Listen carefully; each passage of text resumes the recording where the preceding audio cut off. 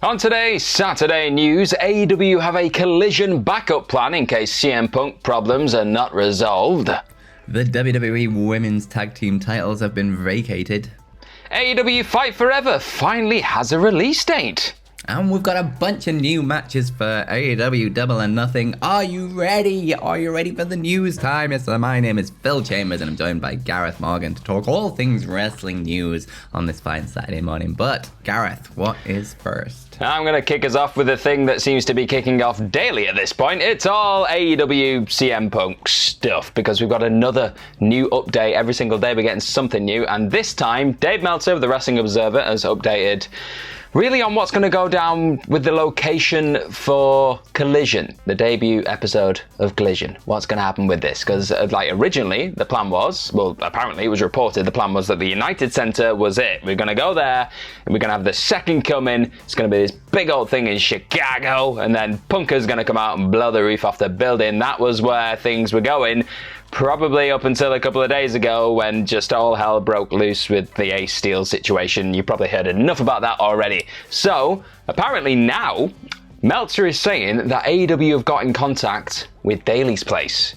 And people at Daly's Place have said that they've said to us, okay, they've kind of got this location now as a backup. So Jacksonville is a backup, apparently, for the Collision debut show. So, and this is more just in case Punk does decide, you know what, no, I'm not feeling this, I don't want to return yet, and then they're not really left with egg on the face going to the United Center in front of all those Chicago fans and then pull up money and don't have CM Punk and everyone gets really upset. So they don't want to do that again.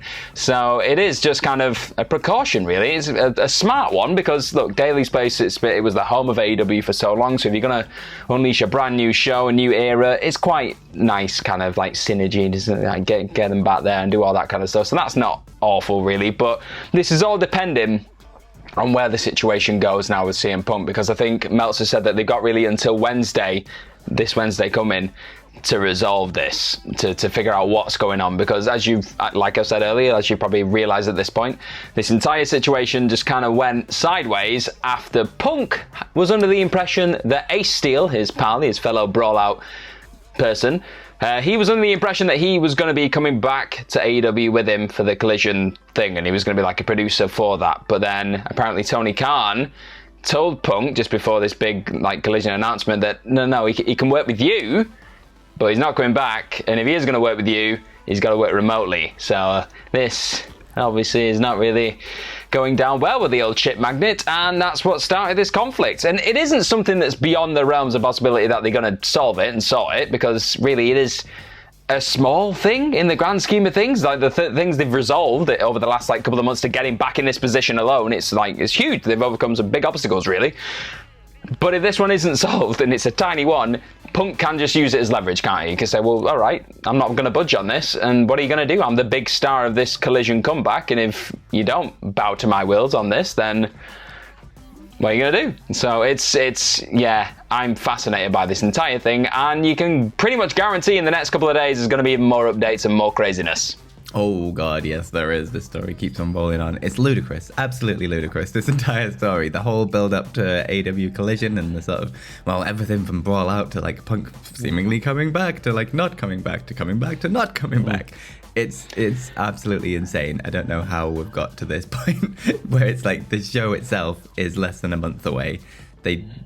Tony's already said that he has to, he is announcing it next week on Dynamite, where it's going to be. So that's going to be the biggest clue. Basically, if it's in Daly Place, they've not got Punk. If it's in the United Center, they've got Punk.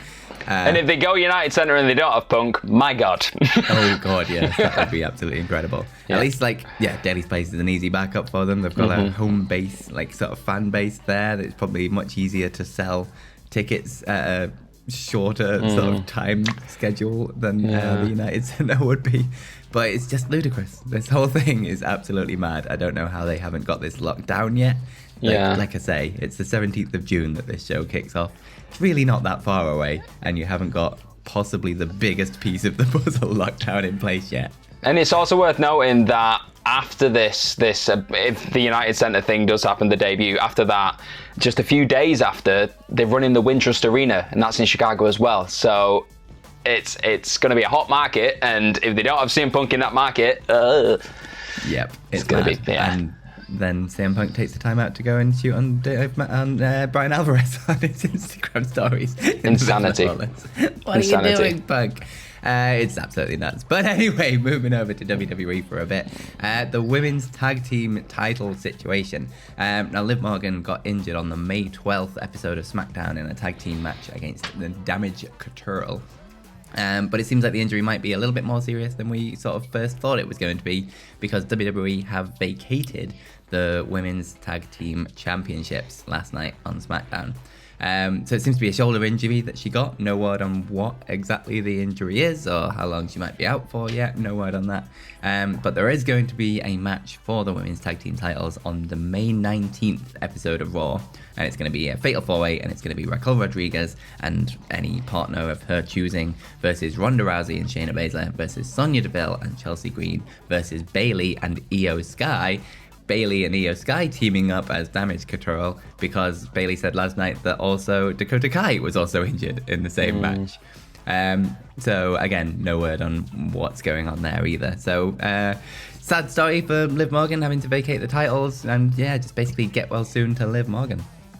Yeah, it's a shame, isn't it? I was kind of enjoying that tandem, that unit. They were starting to really click. They were like the kind of, on the other side of the coin, you can look at Braun Strowman and Ricochet. They had that similar kind of energy. Do you know what I mean? I was quite enjoying it. Just Raquel Rodriguez throwing Liv Morgan into people is always a good time.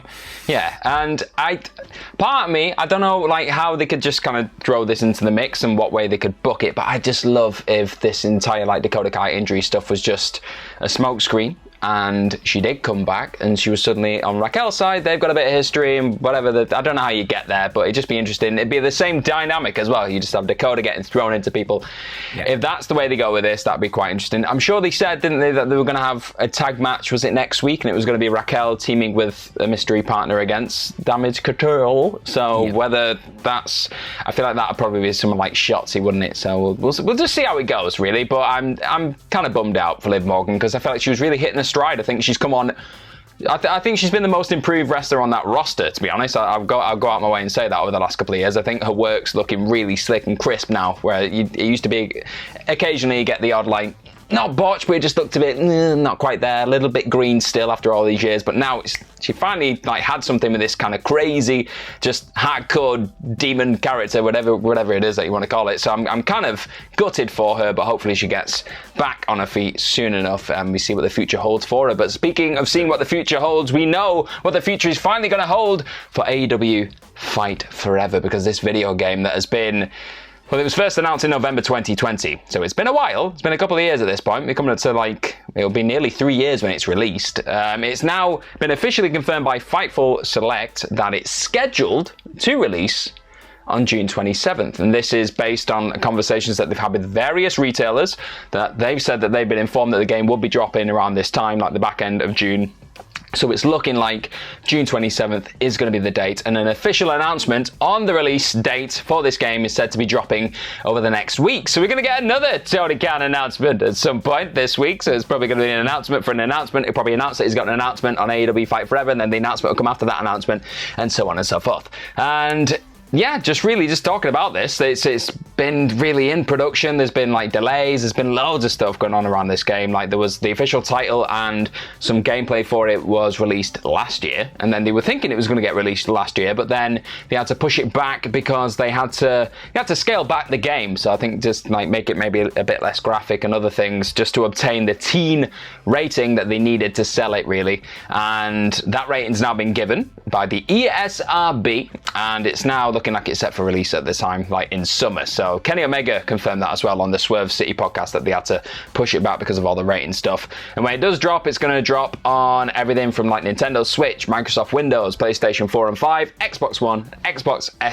Series X, and that's obviously developed by Ukes with THQ Nordic Publishing. So I'm excited about this because it feels so different to what we've got in the 2K games, which are great in their own right, but this feels like a bit more of an arcade style video game. And I just think, again, it feels like AEW being the alternative, which is, that's who they are. Just fly that flag. So I'll be excited and I'll be keeping an eye on that one. But we're finally going to get Fight Forever June 27th, it's looking like. Yep, it's been a while, but it's finally coming, and just enough time to get Punk on the cover, maybe, or maybe not. We'll have to wait and see next week, I guess. Yeah, don't get your hopes up too much, Phil. I wouldn't either, but yeah, excited for this to finally come out. It's been a long, storied game, this at this point. So yeah, it's just nice to actually finally have a release date on it, and we can actually look forward to something. But moving over to Double or Nothing, which is happening next week, obviously. A bunch of matches got added on Rampage last night, so I've got an updated card for Double or Nothing that I'm just going to quickly run through so you know what's going on. So obviously there's the AEW World Championship match with MJF versus Sammy Guevara versus Darby Allin versus Jungle Boy. And then we've got the Anarchy in the Arena of the Blackpool Combat Club versus the Elite. Very exciting. We've got the World Tag Team Championships match of FTR versus Jeff Jarrett and Jay Lethal. I know Michael Hamflett specifically is very much looking forward to seeing that one live. We've got the Women's World Championship match, Jamie Hayter versus Toni Storm.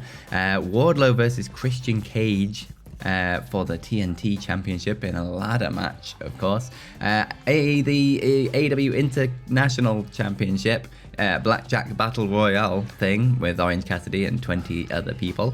We've got the TBS Championship match, Jade Cargill versus Taya Valkyrie. We've got an unsanctioned match going on between Chris Jericho and Adam Cole. And then we've got Ethan Page and the Guns versus Isaiah Cassidy and the Hardys.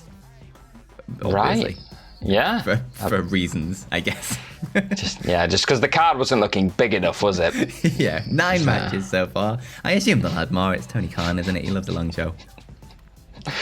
I hate that we do this every single time. I hate to be the kind of person who sat there going, oh, too much wrestling. Because there was a time when we didn't get this much great wrestling, okay? And it wasn't too long ago.